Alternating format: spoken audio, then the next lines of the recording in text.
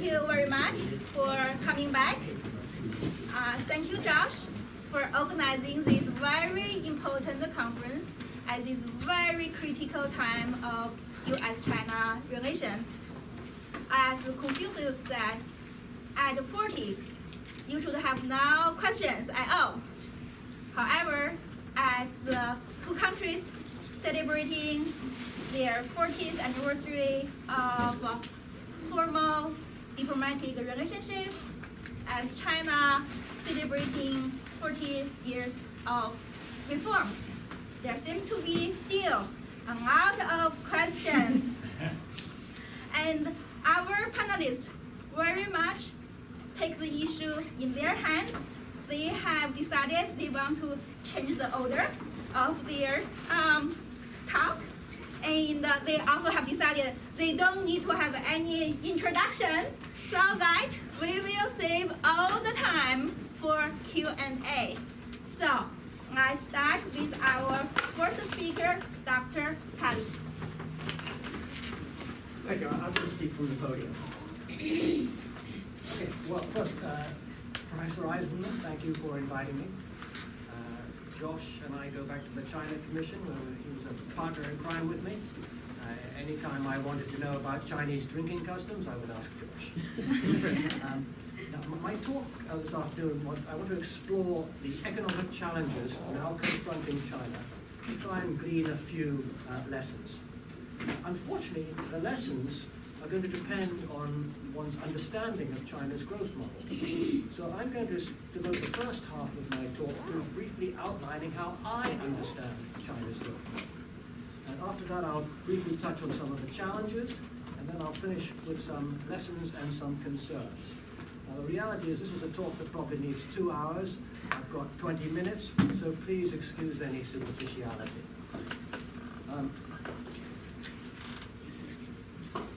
This is so we can skip that. This is a table that shows China's relative economic performance over the past 40 years. It's the average annual rate of per capita GDP growth for China, the US, the world, and some countries by different income levels. The periods are 4 periods, and they basically break the 40 years into sub-periods that roughly coincide with the global business cycle. We want to try and compare peak-to-peak comparisons to make sure you do an apples-to-apples comparison. And so, from an economic perspective, China's performance is nothing short of miraculous. Never in history has there been such a high, sustained rate of growth for such a large country.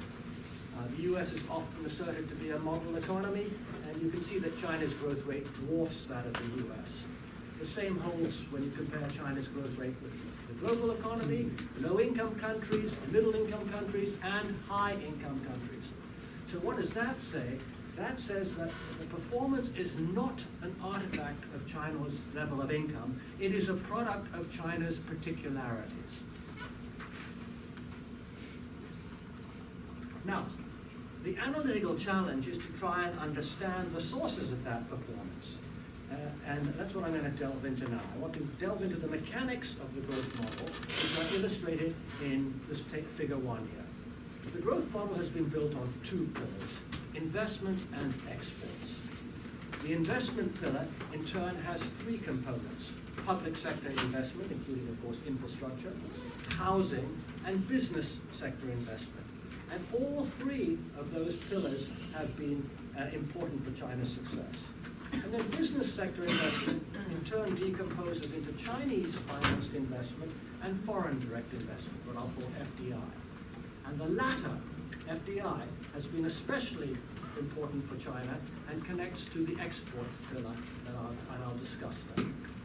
I'm not going to show you any data, but because of time, but if I did, what you would see is a very high investment share of GDP, a very low household consumption share of GDP, and a very high export share of GDP. The export share of GDP growing over the 40-year period. Now, exports and FDI are intimately connected, and together they're a critical component of the model. China's export success represents a twist on the export-led growth paradigm. Earlier adherents, here I'm thinking of Japan, South Korea, Taiwan, increased exports by developing national production capacities. China increased exports by substantially turning to foreign multinational corporations, which relocated production to China to take advantage of China's low labor costs and stable governance. Now, FDI occupies a special place in the Chinese model, so let me say a few words about it and why. Well, FDI brought capital and newer technology to China. It created significant employment in its own right, just building the facilities and then operating the facilities on an ongoing basis. And a third critical benefit that is underappreciated is the financing of FDI. Industrialization requires importing capital from developed economies. That's why traditionally capital has flowed north to the south. Historically, that has tended to impose a balance of payments constraint to growth, and it has also led to the accumulation of foreign currency denominated debts that have left developing economies very fragile and vulnerable. China's FDI development-based model short-circuited that foreign financing constraint because it was financed by the corporations. And better yet, it provided a source of export earnings on top of that. Lastly, FDI has provided an inbuilt industrial upgrading system as China moved up the product ladder, getting more sophisticated foreign investments. Now, all the pillars shown in Figure 2 confront significant challenges. I'm actually a China economic economist, and I'm going to explain why. In a paper from 2006, I described the Chinese economy as confronting internal and external constraints. The internal, or let me call them challenges, concern domestically induced problems such as financial instability and internal macroeconomic balances. The external challenge concerns the state of the global economy and its impact on exports. These two challenges have been supplemented now by a geopolitical challenge created by the contradictions between China's rise and the United States neocon consensus regarding the right of the United States to global dominance.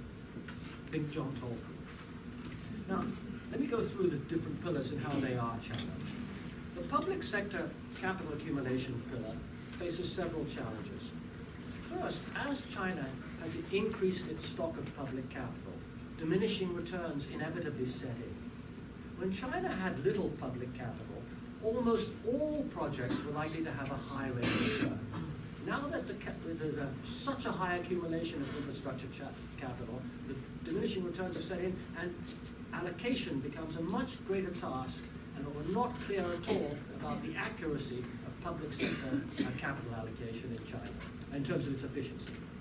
Second, China faces a problem regarding local government debt, which has often been used to finance local public investment. Now, in my view, the debt default fear is very overstated in the American press. The Federal Reserve has shown central banks can bail out governments, and China can do exactly the same. However, such bailouts could seriously aggravate China's capital allocation problem by creating a huge moral hazard problem. Corruption and inefficiency in local government investment decisions will likely increase if local governments think they have a bailout backstop. Now, the housing pillar of the growth model also faces challenges. There are now fears of a property bubble accompanied by overbuilding in China. The New York Times has been running a lot of stories. I think they're pretty good, actually. And I think that combination, overbuilding plus bubble prices, is an absolutely toxic mix.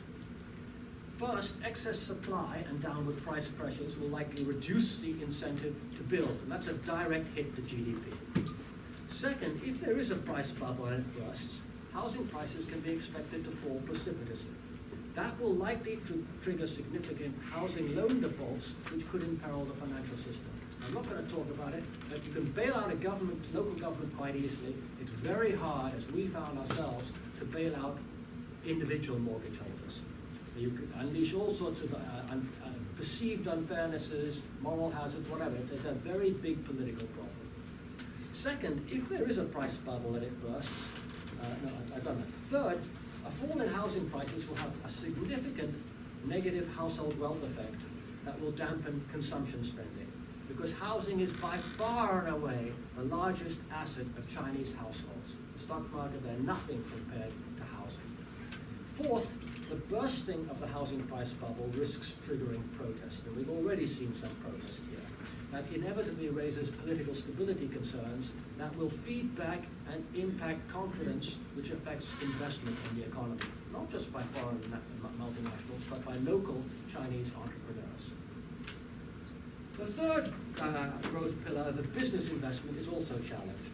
Firms need to have incentives to invest.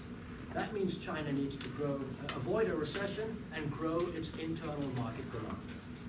Private firms must also feel confident that they will enjoy the benefits of their enterprise and risk-taking. Now, those are classic investment challenges for every economy, but they pose special challenges in China. First, the challenge of confidence is heightened in China because it is authoritarian and becoming more so, and property rights are less secure in authoritarian systems. Second, the problem of growing internal market demand is also heightened because consumption is such a low share of GDP.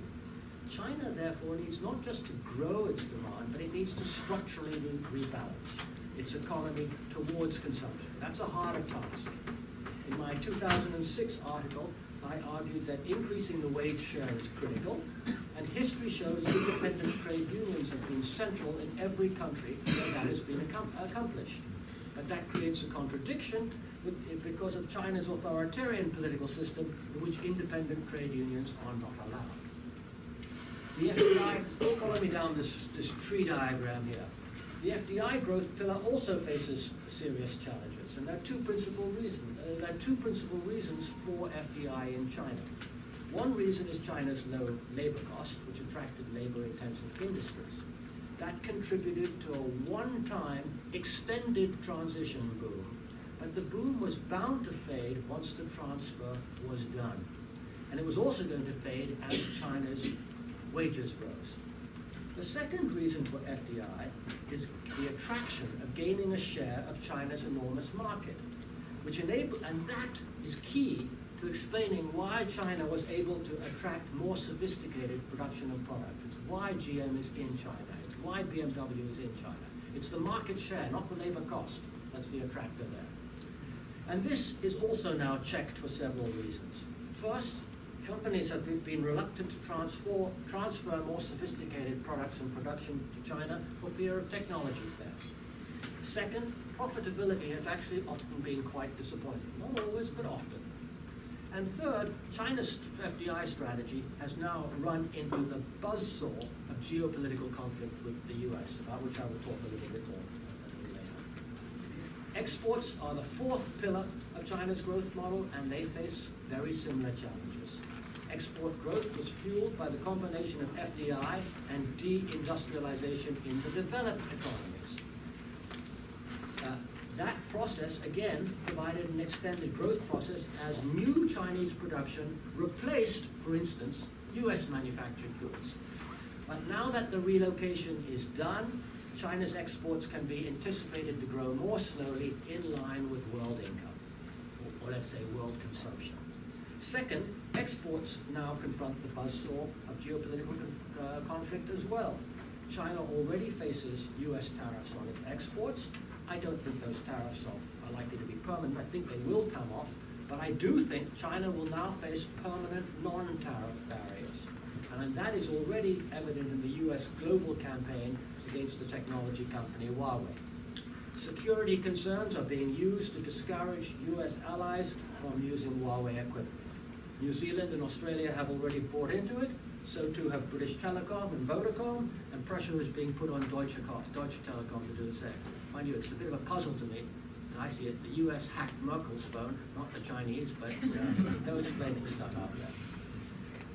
More broadly, the Huawei campaign is representative of a global US campaign to squeeze China in the global economy. That's really what the TPP was about. There's been some hints of that here. I don't have time to go into that, but what I really put the pieces together, I think China is basically being slowly sanctioned with the goal of commercially isolating it. And that will inevitably negatively impact the FDI pillar and the export pillar of China's growth model. So, let me end by being a little provocative to spice things up. I don't think I've been spicy enough. Now, a very big lesson for all of us in the room, and it comes back to what I said at the end of the first session this morning. We must, in analyzing China-US relationship, we must avoid Manichaean thinking. You know, that type of thinking that we are good, they are bad.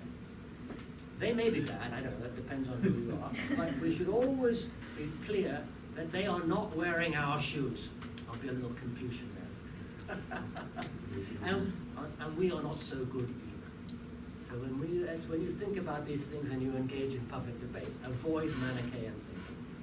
Now, there are a ton of lessons I could go through here, and there are a lot of concerns. I'm just going to raise one lesson and three concerns. Lesson number one, neoliberal economics blows. Now, that's shorthand, but I think you get my drift. China's growth miracle was not supposed to happen according to conventional economics. China's gradualist reforms should not have produced sustained rapid growth. Instead, the mainstream recommendation was shock therapy. Milton Friedman was consulted by the Chinese leadership about economic reform and wrote the following. I'm going to quote from a Cato paper, it's on the Cato website, it's good. This is Milton Friedman. The way to expedite the transition in China is to proceed with privatization as rapidly and on as wide a scale as possible. If a government activity is to be privatized or eliminated, by all means do so completely. Do not compromise by partial privatization or reduction. That simply leaves a core of determined opponents who will work diligently and often successfully to reverse the change. China rejected shock therapy. Russia did not. The verdict could not be clearer. It is not just a verdict on economic policy. It is a verdict on the economic theory that guides neoliberal policy. And it is also implicitly a verdict on the US economics profession, which denies the implications of these historic twin policy experiments, preferring to embrace ideology over evidence. Concern number two. So concern number one, that's lesson number one. There's so many lessons. China is so fascinating. I could spend all afternoon telling you the lessons. Concern number one, beware the neoliberals. Growth has been slowing in China, which is no surprise, and everything I've said is going to slow a lot more. And that's my view, by the way. The slowdown reflects the fact that it becomes increasingly difficult to grow an economy as it gets larger, and as it closes the catch-up gap. The challenges facing China suggest growth will slow even more, and it could even stumble. If that happens, expect the neoliberal chorus to step in with a chant about China's flawed growth model and the need to convert to neoliberalism. I would bet on that. When other economic arrangements stumble, neoliberal advocates always use it as an opportunity to push conversion. That is what happened with the oil shock stagflation of the 1970s, which put an end to the Keynesian era. It's also what happened in Latin America in the 1980s when the great disinflation debt crisis, caused by high US interest rates, I might add, was used to spoon in the Washington Consensus, with completely disastrous consequences for Latin America. China's success has been a persistent thorn in the neoliberal side. If it stumbles, neoliberals will seize the moment to call for China to adopt neoliberal economic policies. They will forget history. They will ignore the record of the neoliberal experience everywhere. Concern number two. Main Street USA misunderstands China's role in Main Street's decline. US deindustrialization and relocation of US industry to China has been the outcome of policies pushed by US corporations. Neoliberal globalization has been made in the US by US corporations for the benefit of US corporations, and it has worked exactly as intended. China has been a willing partner in the process because it has benefited. US workers and manufacturing communities have been sacrificed on the altar. Now, it's easy to blame China because the process runs through China. But the reality is the process has been organized by US corporations and their political agents. To stop the process, it has been politically expedient to go after China and blame it for Main Street's economic performance. And I confess myself in another incarnation to having done some of that. It's politically dangerous. First, it takes the eye off the real problem, which is corporate power and the corporate agenda. Second, it renders the debate nationalistic and xenophobic by blaming foreigners, which has opened the door to a host of evils regarding nationalism and racism in our own political system. I don't think I need to say more about that.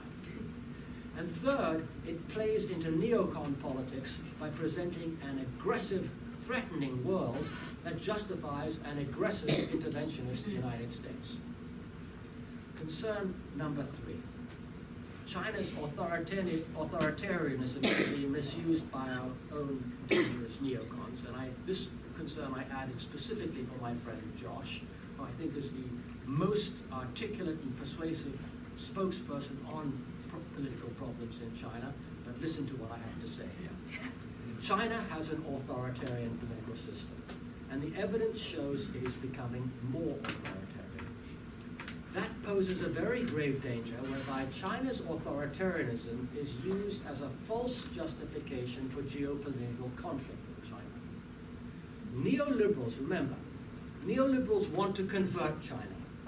Main Street has been turned against China.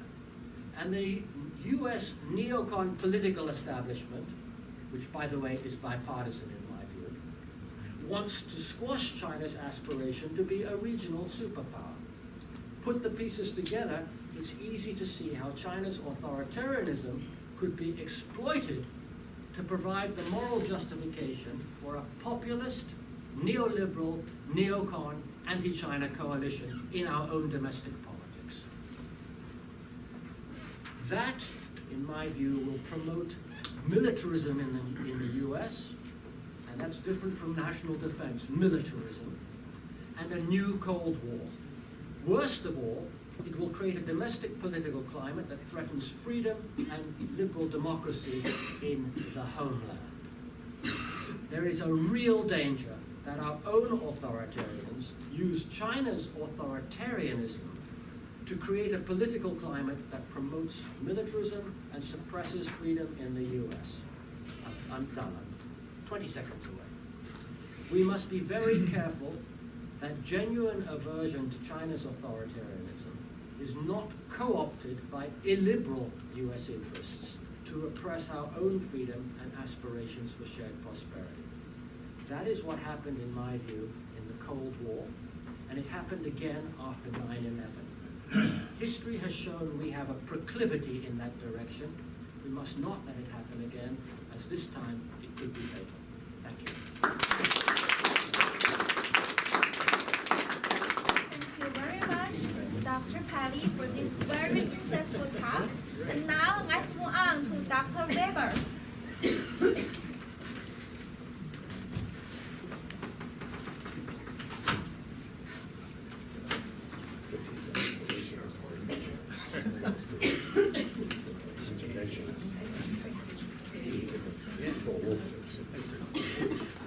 Yeah, let me start by thanking Dr. Eisman and Professor Galbraith for this invitation. I think that in many ways my talk picks up some of the themes that that came up in the book presentation as well as in Dr. Palley's presentation. So the title of my talk is Reassessing China's Reform Debate, 1978 to 1988, so the first decade of reform.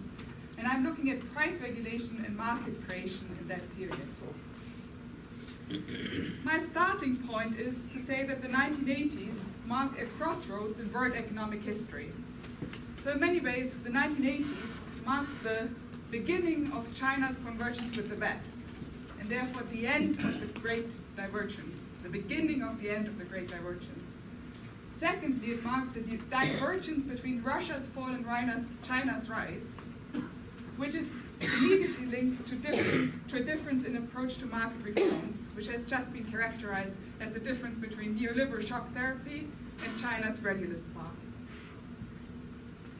So if we ask, what is shock therapy? What is this neoliberal package that is prescribed to reform a socialist economy? Well, at its key, it is four things: liberalization of all prices, macroeconomic austerity to control the general price level, trade liberalization, and privatization. Now, even the fiercest proponents of shock therapy admit that trade liberalization and privatization take time and therefore have to be gradual by the nature of the task at hand. So the only thing that can be done in a shock, that can be done overnight, that can be done in a big bang, is liberalization of all prices. Therefore, liberalization of prices is really the key element of shock therapy, and I'm focusing my research on the price reform debate in the 1980s. Just to quickly recap what Dr. Palley means when he says that the difference between China and Russia in terms of the outcomes of reform couldn't be more different. I have here a graph that is based on the Piketty data. Now, of course, there are all sorts of problems with the data and so on, but the general picture, I think, is very clear. So in red, you see Russia, and this is the average income per adult, and you can see that in 1990, the average income per adult overall simply collapses into the ground. Now, the shock therapists predicted that there would be a valley of tears to go through, but that the valley of tears would be quite as steep and quite as violent and quite as harmful to the basic indicators of well-being for the masses of the population was certainly not anticipated at this point. What is also striking is that if you look at the infamous 99%, so this dashed line here, you'll find that in 2015, the level of real income for the 90% in Russia was actually lower than in 1991. Now for China, of course, inequality is high, and as we have heard in the first panel, there is a huge problem in terms of the conditions of the working class and so on. But at the same time, we do see that we have a gradual, and starting from the 2000s, a rather rapid increase in average real income. And we also, even though all groups are not growing at the same pace, we do have an increase in average real income for all stratas of the population, to the point that by 2015, the bottom 50% in Russia have been surpassed by China. To use two more indicators, one of the arguments of shock therapy was that by imposing macroeconomic austerity, you could control the general price level, so you would have some lifting in the general price level initially, but you would not have hyperinflation. What we have seen in Russia is hyperinflation going through the roof. So this is on a logarithmic scale, essentially meaning that if I had drawn this graph, not on a logarithmic scale, it would be somewhere on the rooftop of LBG school, whereas the output in general collapsed, which doesn't seem as dramatic here as it would if inflation wasn't as high as it is. On the other hand, in China, we have exactly the reverse relationship. So we have continuously relatively high growth, and without the exception of one period in the mid-1990s, output growth always exceeding inflation. Now, if the outcomes of this policy choice were so drastically different, and if the economics of China's reforms were not the neoliberal reforms, then what kind of economics was it? And this is a research question that I'm posing in my PhD, which is also forthcoming as a book. And I'm asking, on what intellectual grounds has China escaped a Big Bang? So on what intellectual grounds has China pursued this alternative reform strategy? The sources that I'm using is mainly oral history. So I have done 46 oral history interviews with key Chinese economic advisors and government officials that were key in the 1980s.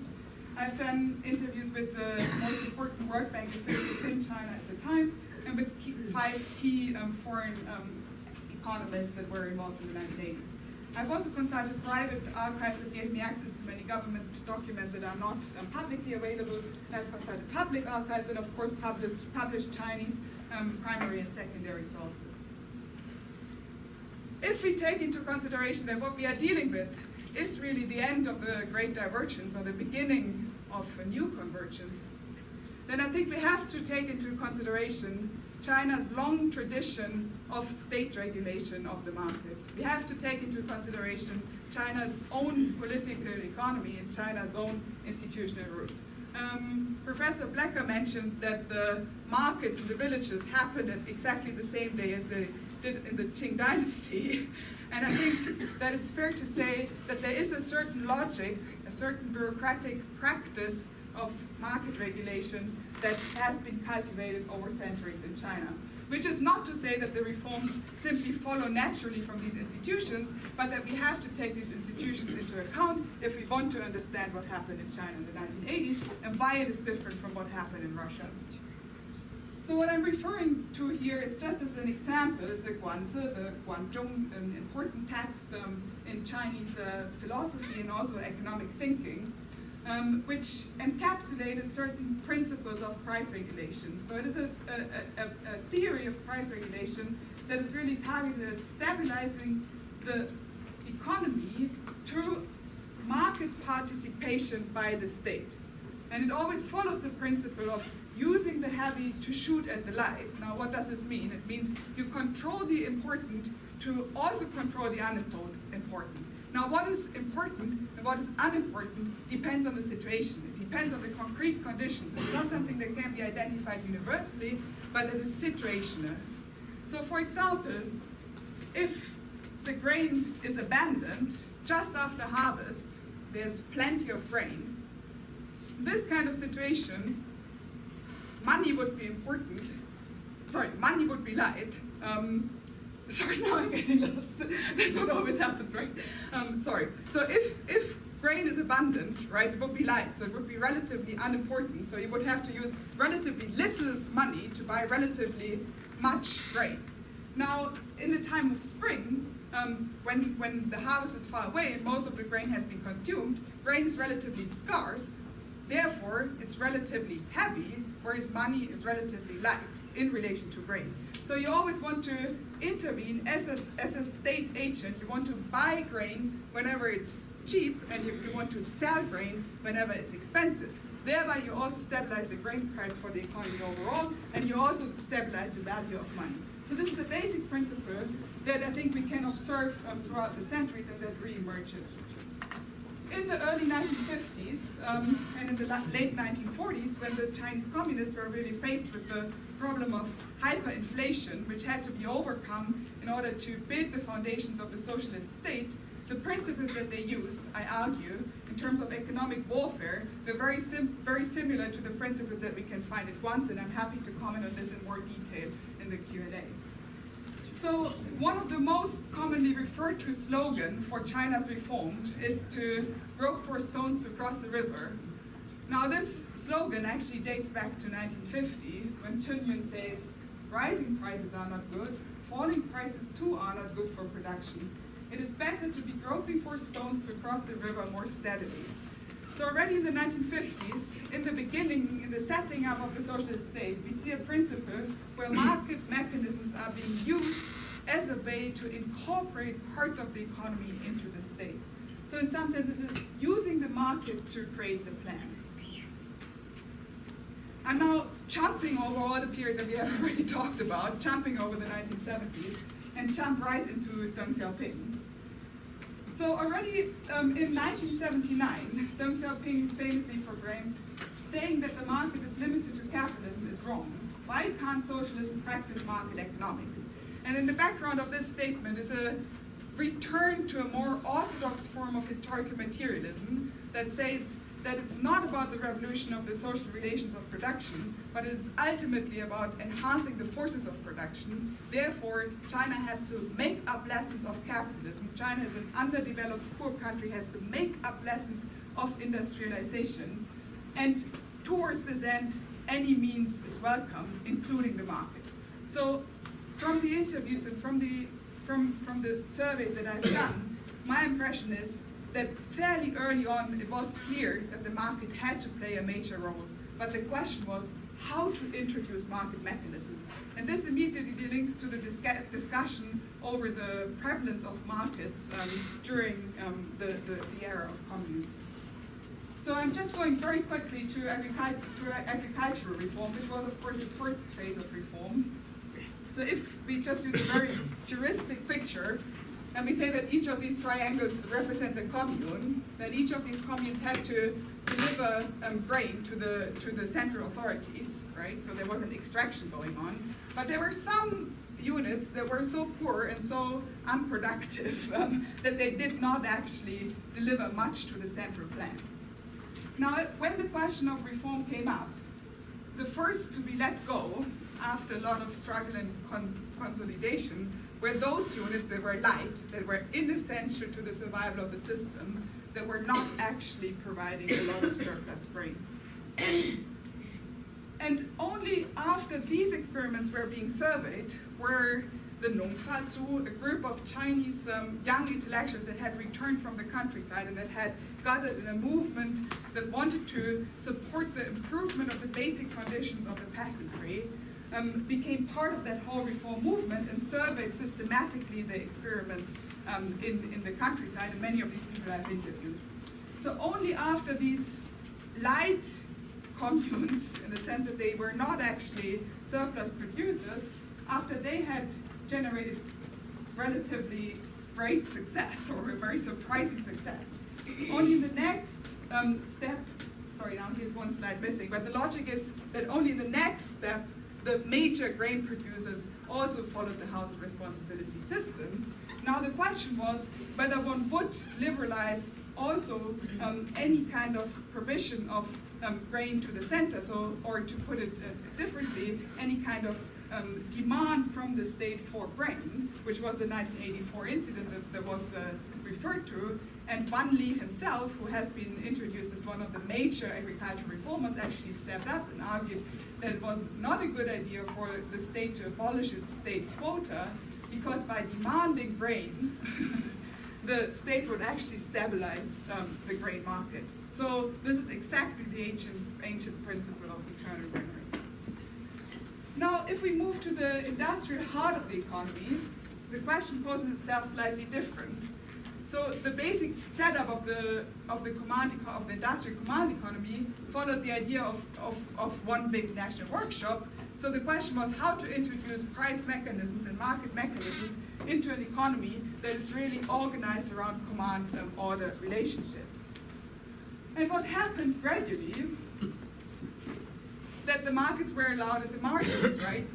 In the light areas, in the areas that are not essential for the functioning of the whole system. And also in the areas that were important for consumption, and as the agricultural reforms were taking hold, there was a lot of demand for consumption goods from the industrial sectors, right? Now, if you have an increase of the margins into the markets in the consumer goods sectors, you will also have a demand for raw materials and intermediate goods, right? So as the logic goes, if you increase your consumption production and you increase your out-of-the-plan demand for raw materials and intermediate goods, you somehow are creating a market sphere out of the plan also for these essential industries, which happened more or less spontaneously, not in the sense that it just happened from the bottom up, but that it was led to happen. And the question then was whether it can be justified economically or not. And again, these young reformers that came out of the agricultural reform were critical in defending that.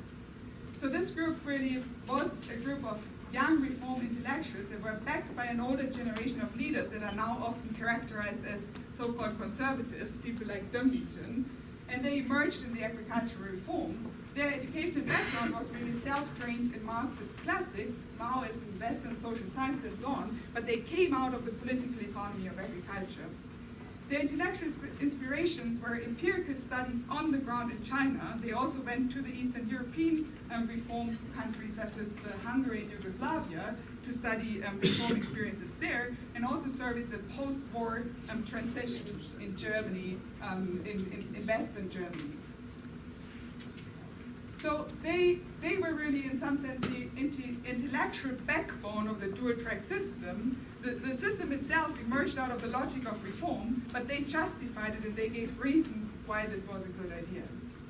Now the competing group, which is typically called the package price reform group, which is really the shock therapy or the neoliberal group, was a group of middle-aged established intellectuals and young academics. So to give you some names, for example, Wu Jingyan, Zhou Xiaochuan, Lloyd, and so on. Their background was often in orthodox Soviet economics or in engineering. They were the first to study in the US and in the UK to be exposed to mainstream economics, and they were deeply versed in the socialist calculation debate and the Eastern European reform experience. Now what they argued was that this system that had emerged, so the system of dual track, would be one that creates friction and contradiction, and is an irrational system that would inherently result in rent-seeking and corruption, as well as in overheating. So instead, China should let go of oil prices in one big go. It should essentially impose a big bang under the conditions of tight fiscal and monetary control, combined with wage and tax reform. And the basic idea is that if you only let go of oil prices, then just as in a miracle, an equilibrium will emerge, and as an equilibrium emerges, the economy will become more rational, more productive, more efficient. So this is really the core of the neoliberal vision of shock therapy.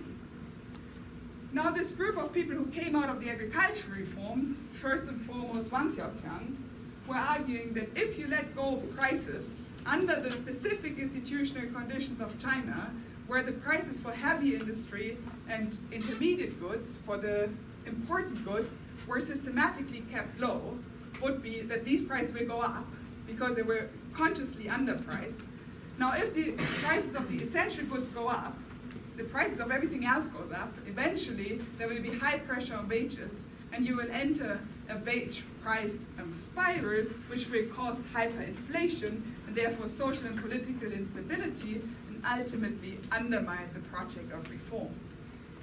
Now, as it so happens, in 1986, China was ready to go to have a big bang. They had a program office set up, Zhao Ziyang was all for it, and this group of economists warned so vigorously that it was prevented last minute.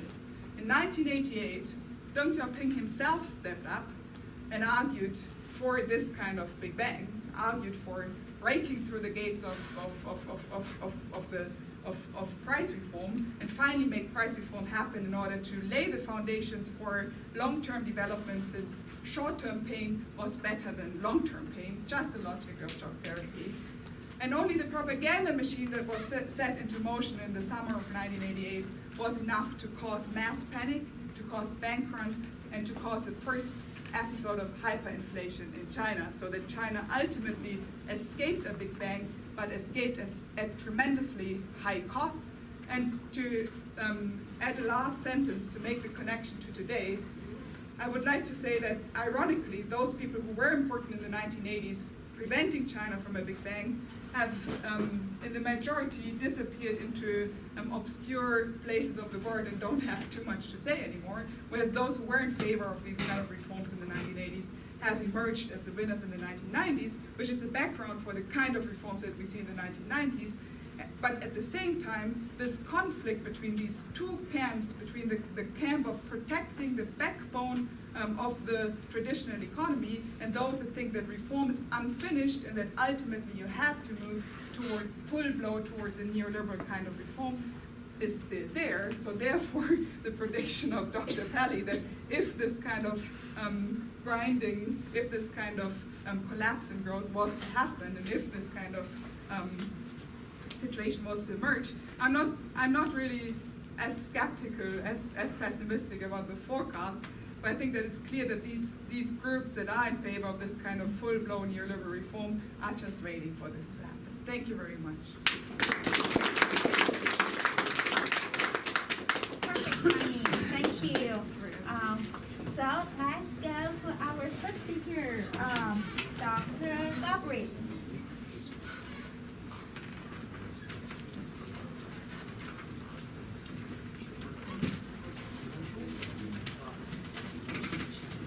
Thank you very much, and it's a pleasure to be here. I am by far the least qualified speaker in this entire conference. And so I'd like to begin by taking refuge behind a text that was published under the sacred authority of the Council on Foreign Relations back in 2000. And I read, "How can one best explain China's remarkable growth during 21 years and its rise from autarky to economic power? The exercise requires chutzpah. It demands simplification, and it cries out for trained capacity to present a unifying theme with a weighty set of policy implications."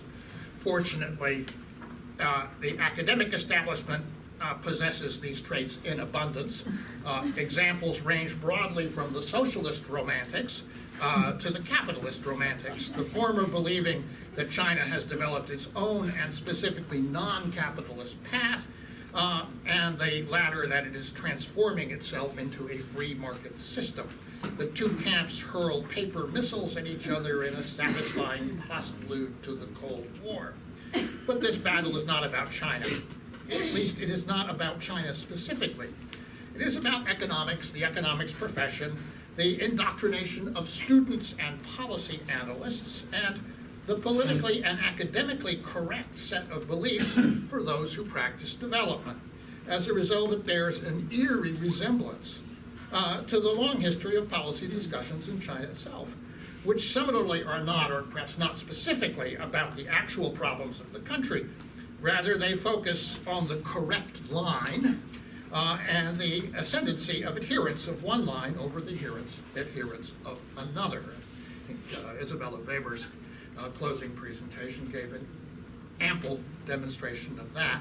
I have to say I'm fond of this prose for a simple reason. I wrote it myself.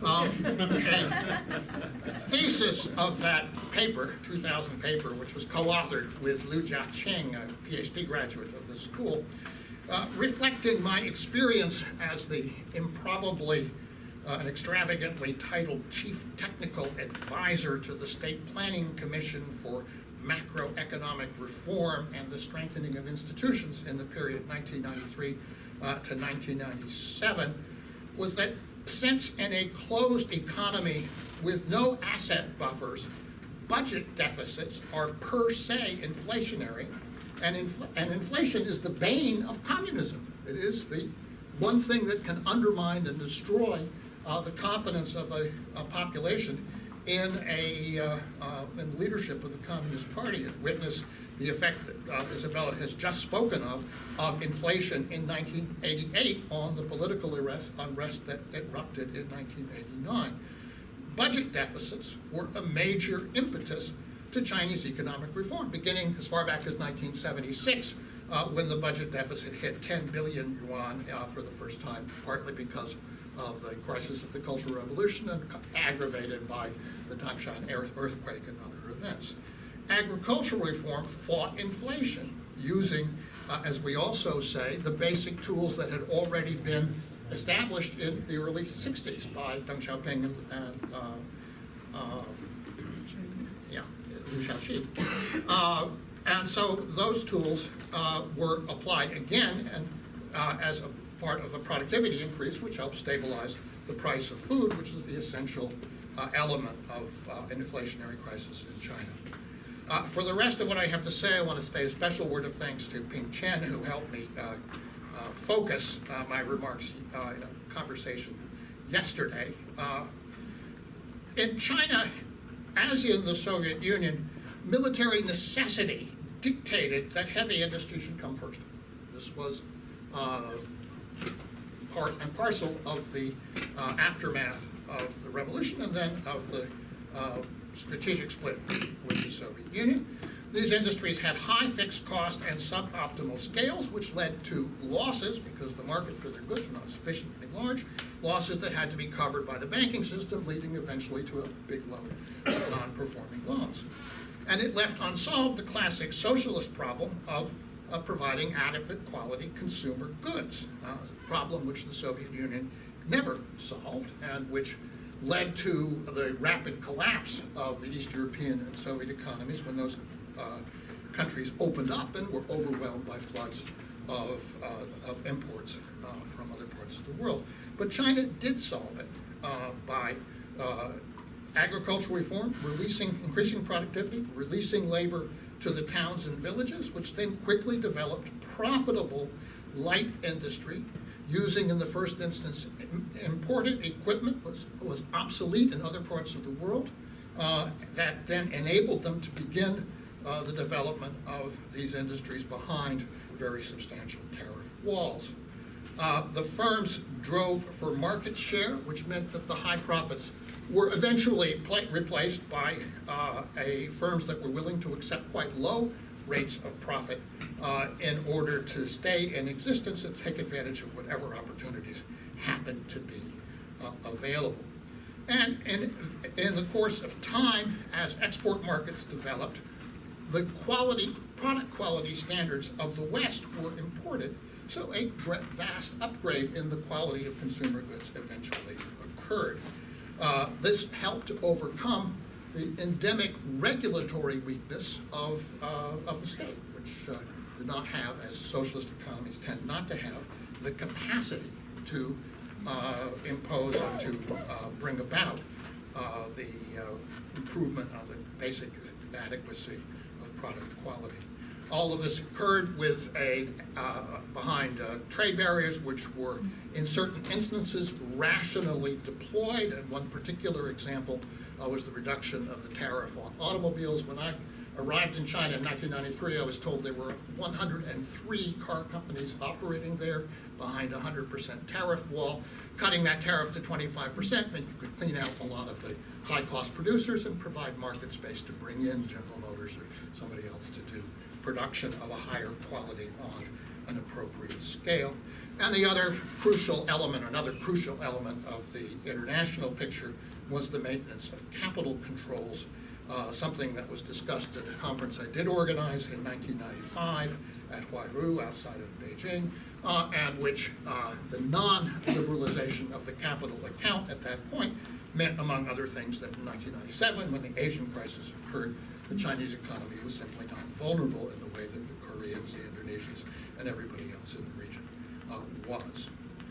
Then on top of that, one has to take the fact, and again I owe this to Chen, although partly also it's consistent with our own observations, that local governments took an elastic approach to the collection of taxes, and that meant that they earned their revenue by the one other means that was available to them, which is the sale or leasing of land, and therefore Chinese cities operated on effectively principles that had been articulated a century earlier in this country by Henry George, who was, of course, someone of whom Sun Yat-sen had been a disciple. And these principles meant that Chinese cities, unlike any other place in the developing world, are able to generate revenue from their own development. It doesn't go to landlords as rent, it doesn't go into luxury consumption in the first instance, but it can fund the infrastructure developments which further enhance the value of the land, while improving the quality of life, which then it feeds back on the productive energies of the population. One may talk about housing bubbles, and Professor Palley raised that earlier, but there's another possibility here, which is that the fact of a strong incentive to develop livable housing has ensured that Chinese cities are built ahead of their population inflows, if only barely, and only partly because of the regulation imposed by the hukou system. But nevertheless, the result is a relative absence of slums, and as someone said earlier, that I think it was Professor Blecker, that the working population is in fact not homeless in China. Regional competition among cities and provinces helps to ensure that this process happens everywhere, while the central government, which is relatively weak, nevertheless can help to push it into the weaker sections of the country, out into the West and so forth. Flexible application of standards and rules, while prices are kept largely stable by a number of mechanisms that Professor Weber's already talked to, create a situation in which the control over standards is decentralized, notwithstanding the allegedly central character of the Chinese system. And that makes it a bit difficult to enforce international standards when they are ostensibly agreed to. I put up my computer just to show you very quickly some measures of inequality that we've computed here. Here they are. On an annual basis between 1987 and 2012. This is work by another doctoral student of mine, Wenjie Zhang, decomposing the elements of inequality in China into two foundations. This one, which is inequality between sectors, and this one, inequality between regions. And you can see already that inequality between regions peaked in the early 2000s. The reason for that is the initial growth of incomes was highly concentrated, Guangdong, Shanghai, Beijing. It spreads out to Zhejiang, Fujian, and other places, and that means that the overall inequality begins to come down. Sectoral inequality, particularly the gains in the banking sector, utilities, transportation, relative to everything else, rises until the crisis of 2008. So we call that the Kuznets transition, and you might call that the Schumpeterian transition. You add them up, and you can see, well, the inequality in China goes up dramatically from the early 1990s until the mid-2000s. It does peak and does begin to come down, not necessarily because of specific policies, but in line with the broader course of economic events. In any event, an economy which is propelled, if not exactly balanced in any way by a sequential expansion of agriculture and industry, eventually develops a world-class engineering capability, industry and I should say infrastructure, and eventually develops a world-class engineering capability and a large demand for resources. And a reasonable response to that is the Belt and Road Initiative, which seems to have two purposes. One is to assure the channels so that resources can flow at reasonably low cost and in reasonable security to the Chinese economy as a whole. And the second, to keep the engineering sector highly employed and therefore reasonably happy, even as the projects inside the country begin to get built out. There has been a lot of talk about whether there is, in addition to that, a financial motivation, in other words, to impose a kind of debt peonage on Sri Lanka and other places. I'm deeply skeptical. I mean, a country which has a tolerance for non-performing loans as well developed as China is probably not going to start behaving like the International Monetary Fund. So we should be careful about projecting Western financial attitudes on the Chinese state. But areas of conflict do logically arise, potentially over access to resources, though perhaps not with the United States at the moment, given the rapid growth of domestic energy production in this country for now, but also on the rising edge of technology supplies to world markets. Jim Matt talked about that last night, and I have the impression that and other areas, again, I think in line with what Jim Mann said, that the question of access to Chinese markets, for example, in advanced services, has waned a bit as companies come to realize that they aren't going to be able to compete effectively and make major inroads in China. So we can, I think, focus correctly on where the real issue is, which is who's going to control the engineering future of much of the rest of the planet. Well, if you take a broad view of this, you look at what I would call the 5 points of Eisenhowism that we heard earlier, that there's another term for those 5 points. In the 19th century, this was known as the American system. It was a basis of internal development of agriculture and industry in symbiotic relationship, exploiting increasing returns to get from increasing productivity of industry, both better consumer markets and a stronger output of agriculture, fostering a vast increase in population. I mean, this is what it's called. Or if you take the key characteristics of economic organization, and it was oriented, firms are oriented to growth and market share.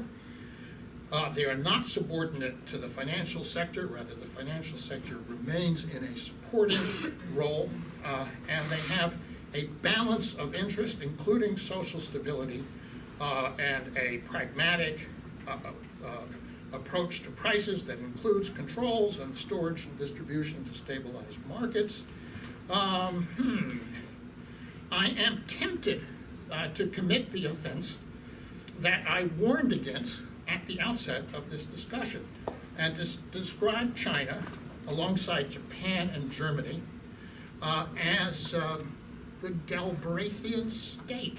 If you set that against the advice from Milton Friedman and others that China did not take or escaped from taking very narrowly, short-term profit maximization, complete liberalization of prices, using the price mechanism as your adjustment device, and you combine that with budgetary shibboleths and monetarism and financialization, all of which China has remained at least moderately aloof from, why should we be surprised? Given the two competing models and the one that the Chinese took, why should we be surprised that they're eating their lunch? Thank you very much. Thank you, Jim. Thank you for this very Galbraithian speech. Okay. All our three panelists really done a great job with time. And now let's open this to our audience. And I especially encourage questions from our students. Shall we start with 3 questions for our first round? I see here and here. On Professor Galbraith's remarks, there were 2 specific policies of the government that might have contributed to the story you told. One, and also this applies to some of the earlier remarks others made, which is that in April 1979, the top leaders decided on a policy called economic readjustment. And they, excuse me, I'm just talking. The first was April 79, and the leaders decided on a policy called economic readjustment, by which intentionally investment was shifted from heavy industry to light industry, and this enabled the production of light industrial products for export, clothing and toys and things like that. And there are tables in a book I published in '91 that show that diversion of investment.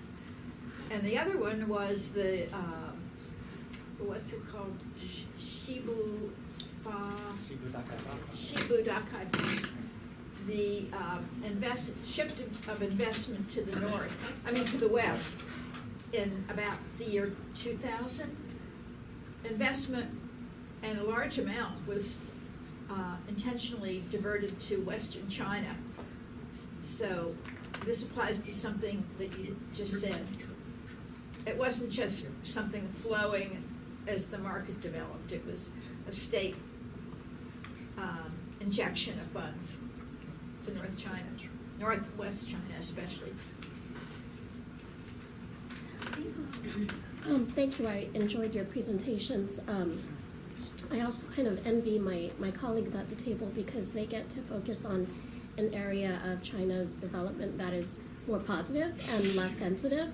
And along those lines, I wanted to ask a related question in that, in your estimation, how much was the internal party debate and dissent part of the relatively successful story? I mean, I'm saying relatively because our colleagues during the first panel pointed out some areas of inequality and ongoing issues, but overall it's a very good story. So how much did internal debate and dissent matter in the story you told? And then how much, in your estimation, and I don't know if your current research covers this, but under Xi has how much openness is there to talk about economic policy and pushback?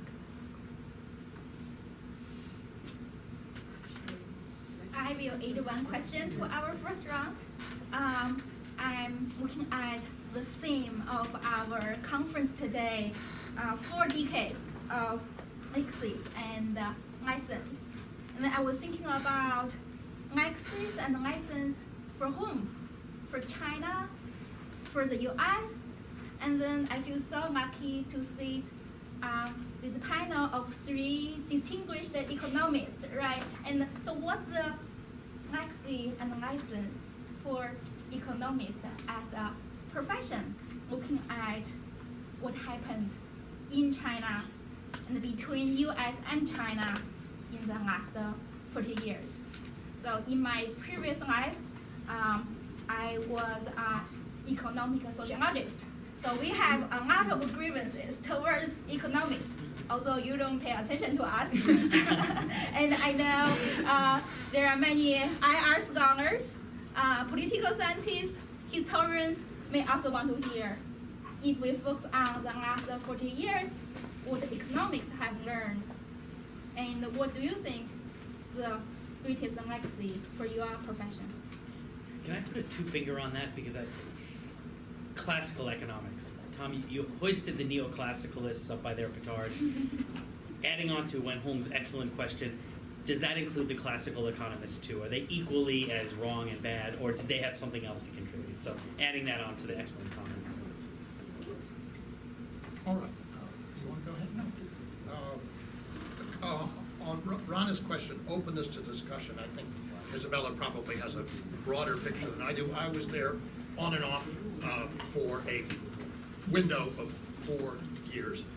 And my impression of the climate in the particular agencies I was dealing with was that once you were inside the meeting, it was a more open and ideologically diverse discussion that you would certainly find at any think tank in Washington, where people are constantly self-censoring and trying to maintain themselves within the bounds of respectability. And I mean, this was simply not part of the culture.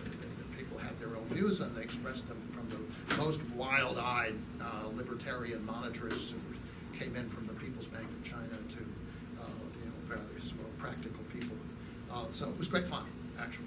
And on the question of the capital account, I actually brought in Robert Eisner, a very senior economist, to make the case to them that they needed to maintain that. It was, I think he did it very, I think actually he had an influence on the direction of policy. I can't say for sure, because I never knew anything about what happened as a result. And the effort did not have a follow-on, because in 1997 there was a major reorganization of the government. But as far as the openness of discussion, it was impressive and somewhat, to my mind, unexpected, but quickly got used to it. In terms of what has the economics profession learned, my impression is the economics profession is incapable of learning. And that is why we need to grow policy schools where we can have meetings like this, because you can't have them in an economics department. It is simply not on the table to have a discussion which calls into question the ideological framework of the profession. And it's a fact that none of the so-called top-ranked departments have hired a single dissenting economist who knew in advance what was going to happen in 2008. A decade has gone by, nothing has changed. So that is why, in my view, universities need to foster independent minded units like this one. That's just a very clear lesson to me. In terms of the classical economists, depends on who you're talking about, because Ricardo was a classical economist, but then Henry Carey, who had the same background, but was studying this, observing the situation in the United States, understood that the conditions were different here, and that it made a huge difference, that it completely reversed your preferred policies on trade, and to define a first point of difference between myself and Tom. For the United States, and I believe also for China through this point and into the future, it was not a question of hitting an inevitable diminishing returns. It was increasing returns all the way down. And they continue to, I think it continues to be the case, although we may run up against ultimate limits of the carrying capacity of the planet that will sink us all. But the underlying economic dynamic is one of symbiotic increases between the various improvements between the various sectors, if you could hold them together. That is why I really do differ with Tom's analysis about the dependency of the Chinese economy on FDI and on exports.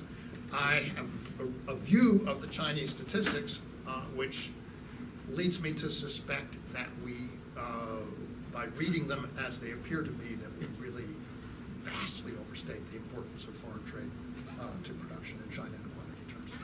I mean, why? We're talking about 1.3 billion people. Right? The volumes that they produce and consume are enormous. The volumes that they export are large, but they still got to support an internal market of 1.3 billion people. How does it look so smaller in the statistics? The prices at which things are sold inside China are not the prices at which they are exported. Right? So the accounts, which I've seen stories which say 90%, China has a 90% trade ratio, exports plus imports. Right? I mean, you can go to the ports and the special economic zones, and you can say this just doesn't compute as a scale.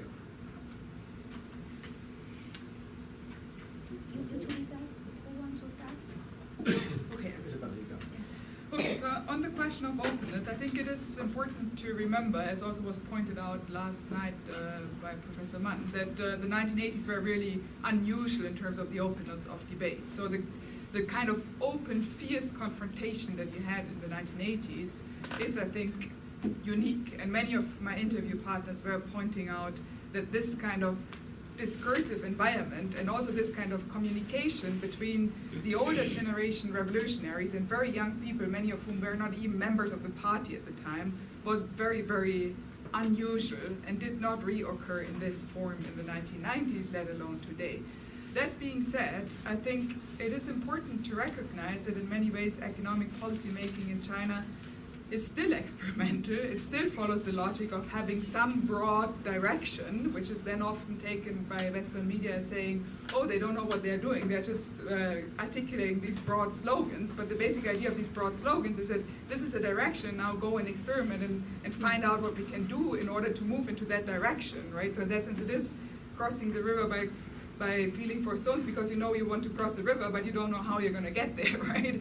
So you still have this a situation where themes are being announced and then different organizations within the system and from outside the system are making proposals on how to tackle these policies, right, and are conducting experiments, and these can be as different as McKinsey and the Chinese Academy of Social Sciences, right? So in that sense you have a diversity of policy proposals, but the way that this is being done is not in this kind of fierce, open, chaotic confrontation that happened in the 1980s, and that also, I mean, really brought the system to a brink of collapse, right? But it's in a much more orchestrated, institutionalized, formal way, really. Now, the lessons for economics, I think one of the big lessons of the 1980s price reform debate and the experience of China is that the mainstream of economics is way too focused on price flexibility. So in standard economics, we perceive of the market as the price mechanism. So we equate the market with freely moving prices, which is a view of the market that is entirely void of any kind of institutional context, and as such, seems to be applicable to any kind of system, any kind of situation. So in that sense, it's really the drastic opposite to the idea of heavy and light, where it's all about situational arrangements. In the case of only looking at the price mechanism and the free movement of prices as if it could be applied to any situation under the heaven in the same way, right? So I think that one big lesson for economics is really to be more humble and not to think that there is this one system that can do it all, but that there needs to be much more institutional on-the-ground research and consideration of different institutional constellations of the kind as Professor Galbraith and his father have been doing for a long time. And ironically, the only moments where there seems to be an opening for this kind of economics is, at least in the 20th century, in the Western context, seem to be moments of very deep crisis or war, right? So I mean, during the Second World War, you suddenly had price control in the US. You had very different kinds of economic conceptions being used to control the economy. But when things are going well, we like to think in these highly idealized terms. If I'd just add to that, citing a footnote in Isabella's dissertation, the leader of the first World Bank mission to China was actually my former tutor at Cambridge, Adrian Wood, who shared his archives with her.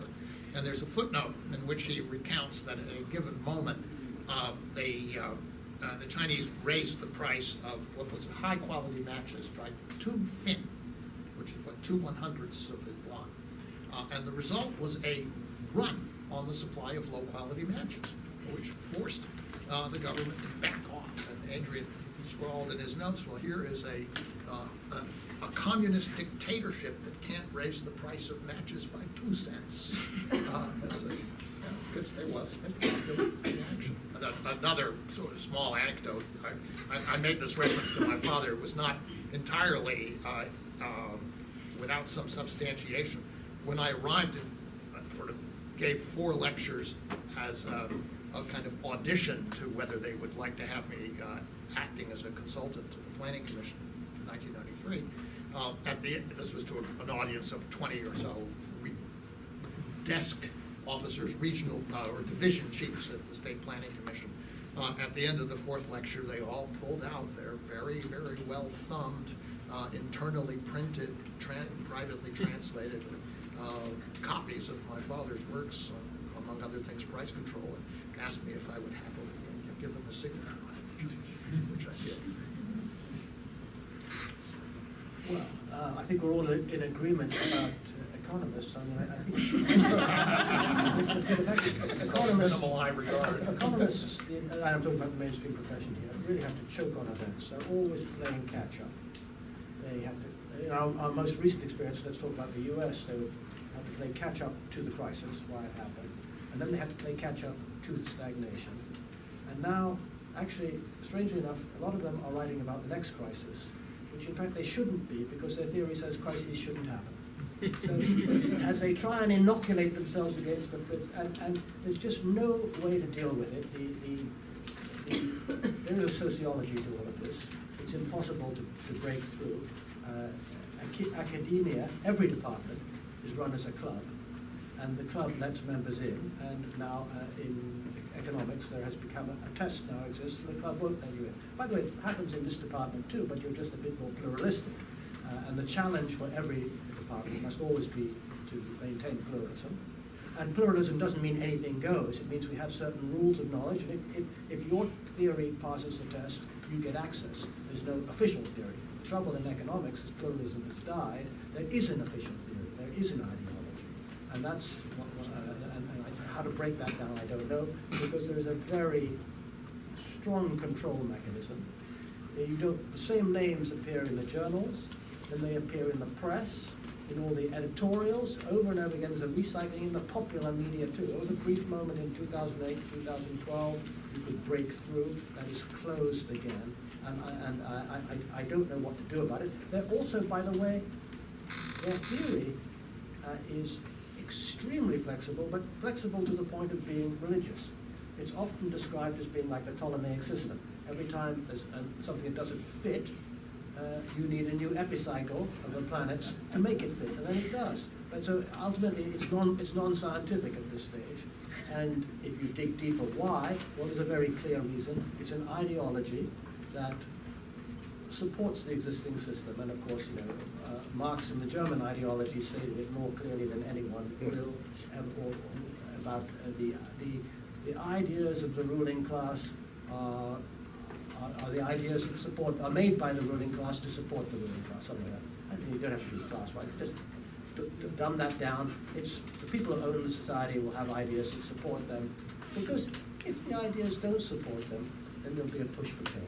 This is every social system works like that. Josh's rather technical point about the classicals. Well, the classicals had they were all over the map by who they were. I mean, Adam Smith, few people know, was actually a believer in the labor theory of value. This is a rather, but he's still our patron saint. Their prime concern was distribution. How do you determine the distribution of income between profits, wages, and rents? Because land is more important. And then Ricardo got into the incredible problem of what happens when commodities are used in the production of other commodities, and how do you equalize profit rates, etc. They never solved that problem, but they missed the big change between the classics and the 20th century was, of course, Keynes, because the classics had no theory of unemployment. Marx has a lot of unemployment in there, and unemployment plays a very important role in the theory of the reserve army, but he has no theory of the determination of the size of the reserve army. And that's really Keynes's contribution. If you read the general theory, that's where he comes in, and that's where he goes after the classics. And then, of course, the 20th century, the neoclassicals do both problems wrong. They sort of abolish Keynesian unemployment. They don't really have a very good theory of unemployment. They add more and more frictions into the economy to try and save it. And then they, of course, apply what is called marginal productivity theory to explain distribution, which basically is a sort of story that you get what you produce. Your contribution at the margin is what you're going to get. And there are a lot of technical assumptions are needed to make sure that output adds up to equal what's paid and so on. But there's behind it, it all then comes back. It's not sustained because of logical consistency. It's not sustained because of conceptual consistency. It's always staggering to me how much effort goes into mathematical modeling. And it truly is. I can't do it. It's way above my pay grade at this stage. And there's so much effort, but there's so much conceptual sloppiness. So and that's why they will never let you dig into the assumptions behind a model. You have to start with the model. And the other defense, which someone who I like a lot, and I quite admire, is with Danny Roderick. I read his book on economics. He defines things in terms of economics as different models. And I define economics as different theories.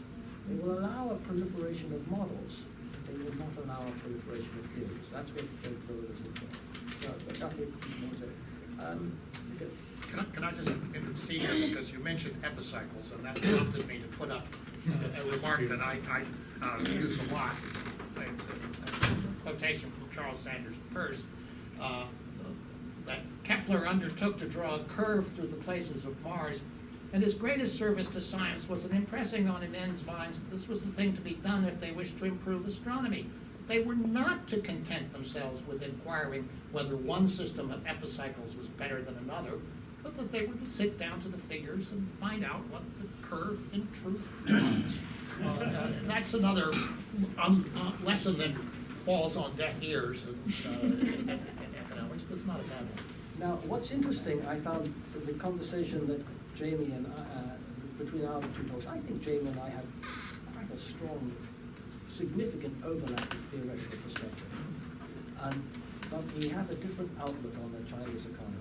I do, and this would be an interesting part, we could have more discussion over this. I do feel pessimistic about it because, and this is where I think there's an intersection here with some of the conversations earlier this morning, authoritarianism and democracy. China needs continual upgrading. It's still way behind the technological frontier compared to the United States. And it's intriguing to me where that's going to come from. And China may be able to do it itself, but I suspect not. I think that it's so much of it, the upgrading aspect of it, not the replication, has come via FDI and world competition and the question now, and this is, by the way, what all this trade dispute about is not about the trade deficit. The trade deficit is the way it's sold to the American people. But what's really behind it is corporations wanting to protect their intellectual property rights, wanting to make profits off those intellectual property rights in China. And the question is, if that stops, does China have a way of replacing that IPR? And that fits into this discussion of authoritarianism and democracy. Authoritarianism has been absolutely key, and I understand why the Chinese state has remained authoritarian in the transition period. I mean, look to Russia, which embraced democracy immediately, a kind of crazy democracy. It couldn't have worked. The question is, what happens next? And this is where it's all great. The mirror is great. We know exactly what happened. We can have but now we're looking in front. We don't know what's coming down the road. And whether the turn to authoritarianism stifles the type of things that I think the Chinese economy is going to need, or it has no impact on them, is an open question. But I think that may be part of the source of our difference. I'm skeptical of the application of the term authoritarian to the administration of local and regional economies in China, which is highly decentralized and I think continues to be very flexible on a lot of grounds. I'm skeptical of the idea that China is dependent on outside technologies. I agree with you that there is a very, very large amount of upgrading of the previously installed capacity that can go on. And that, it seems to me, can motivate the continued development of the Chinese economy for a very long time. My own view is I don't think that China is nearly so dependent on exports or on FDI as you do. The fact about exports, well, there's certain volumes that go out, but China doesn't need the money. It's got trillions of dollars of reserves. It's not getting any use value out of its exports. If it ends up consuming those goods internally, so much the better for the Chinese standard of living. So it's obviously going to continue to export whatever happens to trade in the United States with the United States. But if it's squeezed a little bit on that front, well, okay, we'll squeeze the profits of certain Chinese firms, and those will be supported by the banking system. These are problems which are always possible to be solved in an economy which has got 1/5 of the population of the world. It's just a very, very big place. I want to say one more thing on this technology point. It shows how these discussions spiral.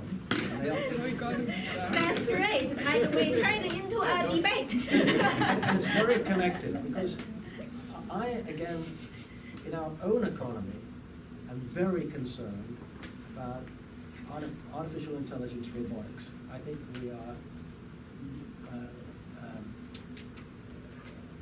Panglossian in our assessment of its impact. And this technology debate is not just about catch-up in China, but dealing with the wave of technological innovation that is taking place here in the United States and is going to have global impacts. Maybe we save the last So, 2 minutes that- for a question from here. Go ahead. Dr. Palley, I very much appreciated your presentation and also your comments about technology. I'm very much interested in your views on fragility or dynamic resilience of China if it encountered significant or severe economic challenges in the form of, say, economic slowdown, contraction of financial wealth, and liquidity issues. And with respect to China, maybe if you have a view about the resilience versus the resilience of, say, the United States. The resilience. Well, there are two issues. One part of this resilience issue, and here's the real economy. What happens if China starts to lose jobs? Suppose my scenario works out. We saw this, by the way, very briefly in 2009. There were a real employment crisis in China, and the Chinese state stepped in with massive fiscal stimulus that worked. But if they are unable to deal with the unemployment, we then begin to have a political crisis of the sort that Mark was talking about. This can be a kind of wave, and I don't know how they handle it, what the explanation for it is. The economic stuff, the financial stuff, I tried to distinguish in my talk. I think the stuff about local government debt can be very easily handled. As I said, we've done it here in the United States. That's basically what the Federal Reserve was doing. Wall Street is a local government to the Federal Reserve, and the Federal Reserve just turned the liquidity hose onto Wall Street, problem solved.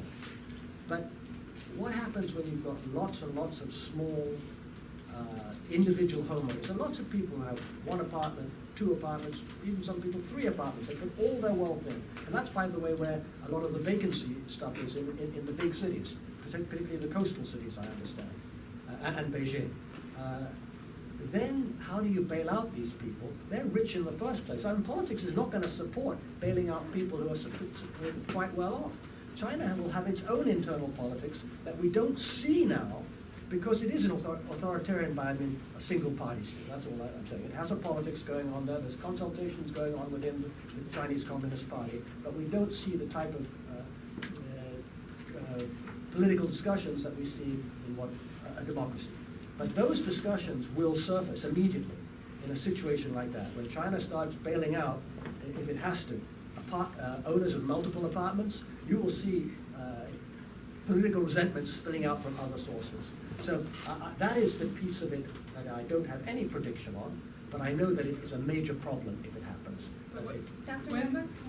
When would China have to bail out? When the price of real estate would drop, what would they do? They would create public demand for this, this stock of housing, and thereby they would stabilize. I completely agree. In the paper I'm writing, that was not part of the thing, the optimal policy for the Chinese is to avoid even a slow deflation of prices, because it sends such a bad signal in terms of housing wealth, confidence, decisions to build. So you want to hold the level on housing prices as much as possible and let incomes catch up. And in a crisis, what they might do is they might actually form a sort of this would actually be a solution to it, to form a housing authority that bought up surplus stock and held the price at that, or made people take a 5-10%. You stabilize the price by state participation in the market. This was, in 1933, this was called the Homeowners Loan Corporation. Yes, indeed. Its model exists, but I'll just say that in 1989, when the inflation of food prices, it put an enormous stress on the urban populations. Their lives were on the line. A deflation of housing prices for people who own 2 or 3 apartments is a problem of rich people. They do not put their lives on the line. The whole strategy after 1989 was to remove the threat to the regime that came from the urban communities by making them richer beyond their any imagination. That strategy has clearly succeeded. So, yeah, they may have difficulties, but they aren't going to be overthrown by a constellation of unhappy real estate speculators. Wow.